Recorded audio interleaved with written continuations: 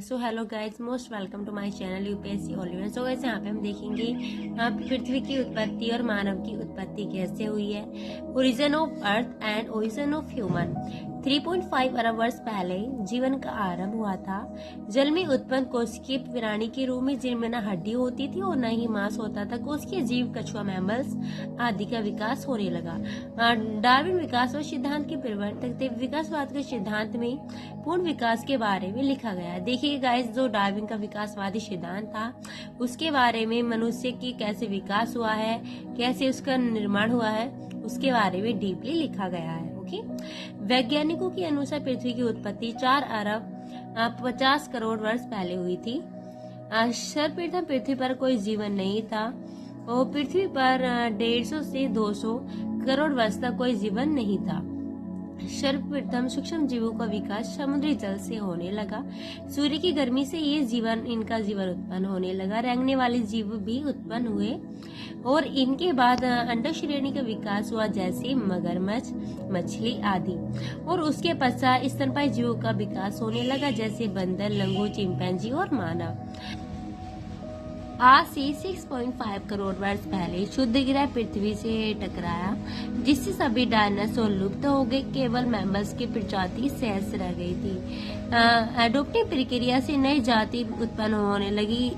Adaptive radiation प्रक्रिया 5.5 करोड़ साल पहले वानर जैसी जाति उत्पन्न हुई। इनकी आंखें ऊपरी हुई थी और एओसिन एपोस मस्तिष्क से जोड़ने वाला चीज, जिसे फोरमेन मैंगियम कहते हैं, इससे मस्तिष्क का विकास होने लगा। 4.7 करोड़ वर्ष पूर्व पृथ्वी में बदलाव होने लगे, जो पृथ्वी के महाद्वीपों को जोड़ता है। महाद्वीपों के जोड़ने से पर्वत श्रेणी का विकास हुआ, जिसे माउंट एवरेस्ट कहते हैं। ये पर्वतन इतना ऊंचा था कि जिससे मौसम बदलने लगे और गिरने वाली बर्फ कई नदियां उत्पन्न करता था। जल की उपलब्धता के कारण पृथ्वी हरी भरी होने लगी और जीवों का विकास भी होने लगा।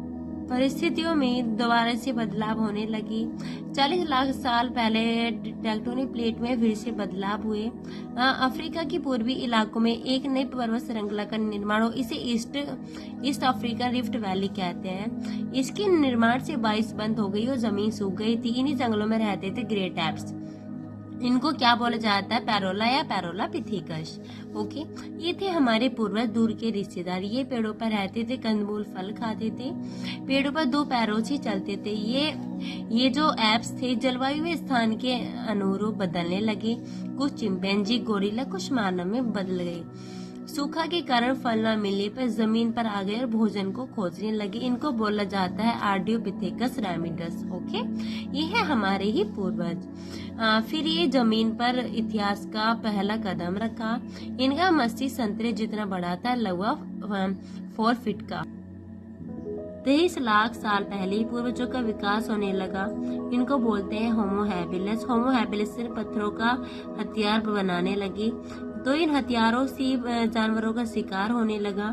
इनको बोलते हैं होमो erectus.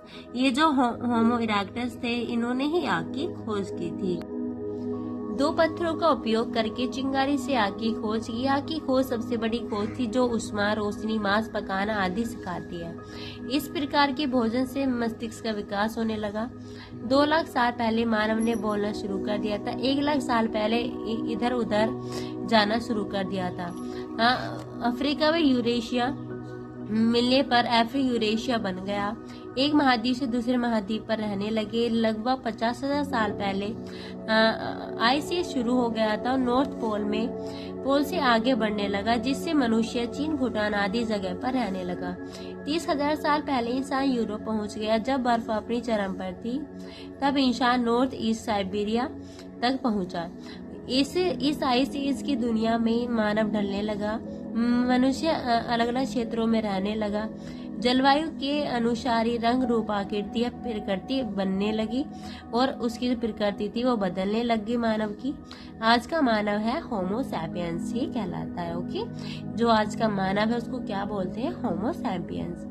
Thank you guys watching for this video. Like, share, comment this video, subscribe this channel.